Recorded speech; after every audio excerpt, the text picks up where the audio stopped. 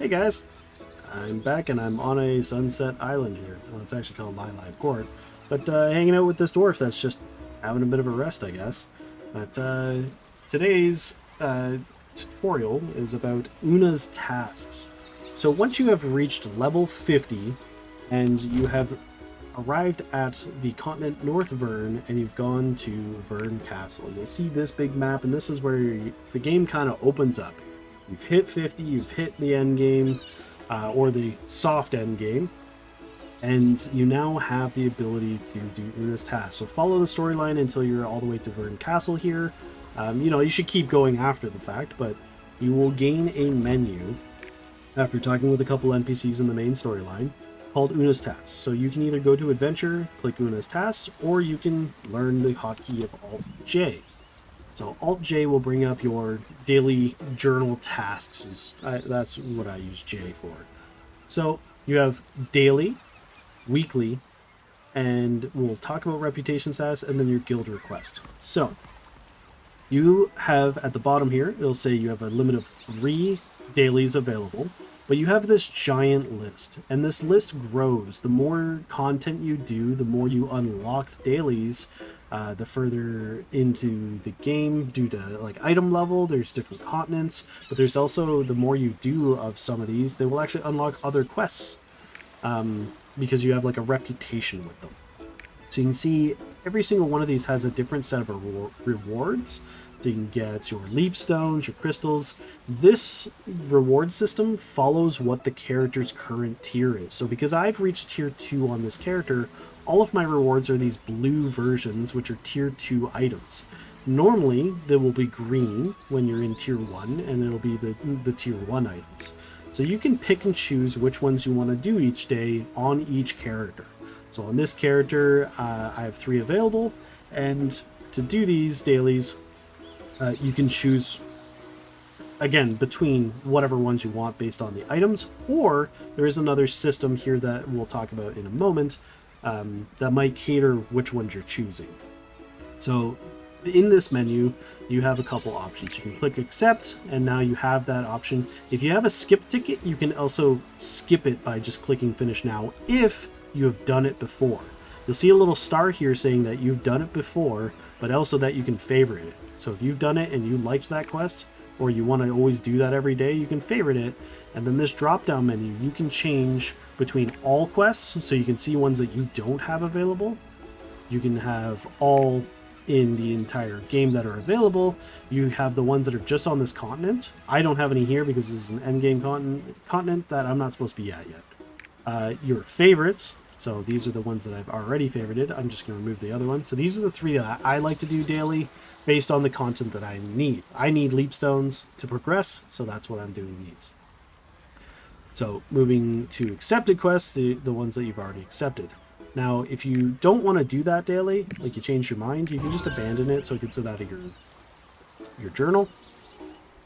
Then you have your unavailables. It allows you to sort it down by all the different things. And you can even do required level. So I'm going to just go back up to the all available. And actually, in fact, I'm going to go to my favorites. I'm going to accept my 3 favorites. There's actually another one that I plan to do if I can actually get to it. So there's a couple quests, like these ones here, where they have some sort of requirement that you might not normally be able to do. So for example, this one here, you have to fight a ghost ship. You can only do that once a week. So because I already beat the ghost ship this week, I actually can't do this one. That was one thing that was confusing for me early on. I accepted it, I tried to find it, I couldn't figure out what was going on. It's because I had to actually go beat a ghost ship. This one here requires you to do a co-op sailing quest, and those are only up at certain times of day, so if you wait until 3 a.m., you're not going to be able to do them because they don't exist at that time of day. So I'm actually going to accept that one because I want to try to do that today if I can.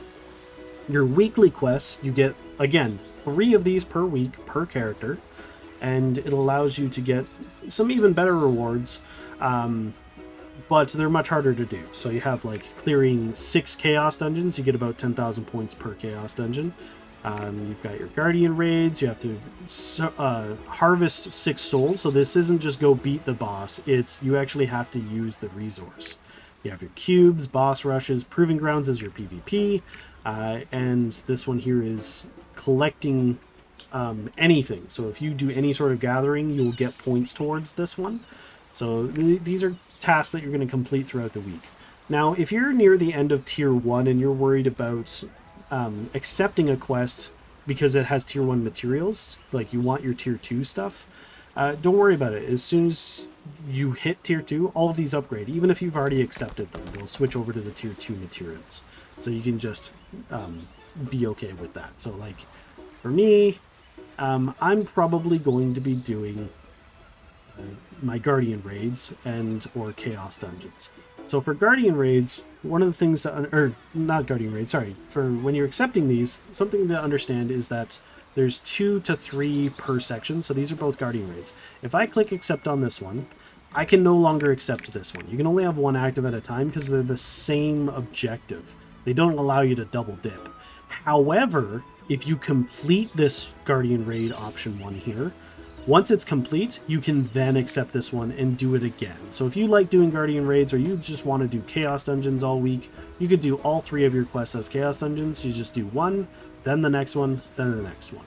You just can't accept them at the same time because the system doesn't want you to try to double dip it. So I'm going to choose that one there just because I want leapstones, and that's how your weeklies work. Again, you can kind of search by your different options or your favorites. Up to you how you want to do that. Now, when we go to reputation status, there is a whole nother menu here that a lot of people don't notice and never look at, but it's really good to look at it. So you can see you have a level and a reward. So as you complete, if you click on this rep info here, as you complete Remnants of the Plague, the daily quest, which you can just accept from this menu, if you complete it once, one completion gives you 10 points. So after I do that once, I'm going to get 2,000 silver as an additional free reward, and then this will level up. Once it levels up, it'll go to level 2, so you can click on this here to see what the level 2 rewards are. It will give me 4,000 for free, just for having done it another 2 times. So a total of 3 dailies of this, I will get those rewards. Now, if you go up to level 3, that's where you start getting the good stuff. So if I do it 4 more times, I'm going to get 7,000 silver, but I'm going to get a stat increase potion. So this is a one-time increase, and I'm even going to get an emote. I'm going to get the pain emote. I'm not sure what that emote does. I don't know if you inflict self-harm or if you just look like you're in pain or what, but that sounds really cool. I might want that. So I know that I need to do 4, 2, and 1. So a grand total of 7 dailies of this. So I have to do this 7 days in a row, or you can actually use your alts to do the same quest. So you can double dip, triple dip, quadruple dip. You know, if you have 7 characters, you can technically do this daily on all of them 7 times and just get that pain emote today. So you want to go to this and find the things that you want. So if you know that there is something, say like the Astray construction blueprint, if you know that a guide told you that it's in here, you can go and do that mission that I was talking about that I was having a problem getting because it's a timed event that you have to do. If I do it 5 times, I get 12,000 pirate coins. If I do it an additional 8 times on top of that, I get 19,000 pirate coins. That's a lot of pirate coins. And then the final one gives you 29,000 pirate coins and a blueprint to create the fastest ship in the game. So you can see how 120, that means 12 days, another 8 days, so 20 days, and then another 5. So it takes 25 dailies of this to be able to get the blueprint for this ship. There's also 3 or 4 other components to get this ship, but you can see how this menu is very important for your long-term investment of what you want to do to get cool stuff. So this one here, I've already got a level 3, so I'm going to be able to get a worship bench for your stronghold, a stat increase potion, so a courage potion, and some phoenix blooms. So you can just go through this list. There's 11 pages, And you just click on them, you find a reward that you want, maybe you want this, and then you have to do this quest. In my case, this is not available. If you hover over it, it's going to say you don't meet the requirements. You have to find the start condition of the quest. So if I want to look for Kier's favorite, I can go back to the daily. I can do all quests, and I can do Kier. Oh, okay, well, apparently that's not popping up.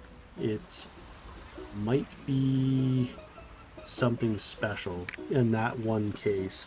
Most of the time, whenever you click this, you'll just be able to find it.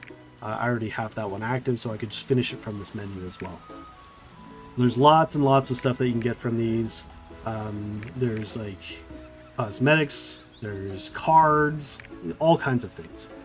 So, moving on from there, your last one is your guild request. So if you're in a guild and they have a mission up for the weekly, it will reside in here.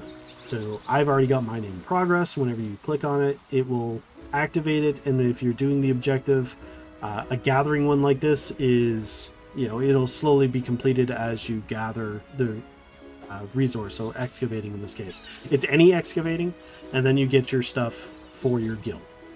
You want to do this to help out your guilds, do contributions, so you'll get bloodstones, but that's all for the guild menu tutorial.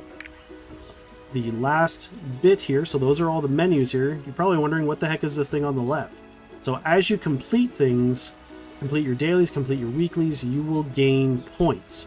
As these points go up, you can then claim these Unas tokens. These Unas tokens can be traded in with a vendor, it's called the Gold Exchange Vendor, to gain, to literally just get gold.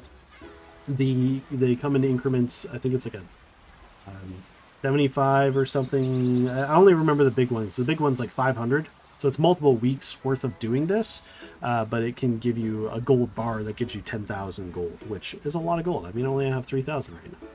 So you want to complete as many of your dailies and weeklies throughout the week to charge up this bar and get your Unas tokens. Now these Unas tokens, this whole system on the left here, this is roster based. So if you do your dailies on this character, do your dailies on another character, this is all going to increase, but you can only accept this once. So you accept it for your roster, not per character. Whereas these kind of missions and stuff you can do per character, and you can kind of stack them up to get your reputation status, to get really cool items, ships, etc. So that is your Unas tasks tutorial here. There's a lot to take in, sometimes you may want to sort by certain things. Oh, actually, one last thing, the rest bonus. So the rest bonus here, if you are on a character that's, let's say one of your characters, you don't get to do your dailies on them. You don't have to worry as much because it's going to get a rest bonus. For every one daily that you don't do, it's going to fill this bar. So for every 2, you get a rest bonus, which basically doubles, well, it says right here, recharge depending on the remaining completion counts, and then when you complete them, you'll get a better reward at the end. It basically doubles it. It's like 33% as efficient. I try to do my dailies every day, but you will have, once you get to like 7 alts, if you want to get that many, you can rotate them and basically just do the ones that are getting high rest bonus and get more rewards to kind of value your time a bit. So that is now the final bit of it here, and that's the tutorial. So we're just gonna go back out here. We're gonna say cheers to this dwarf and see you in the next one.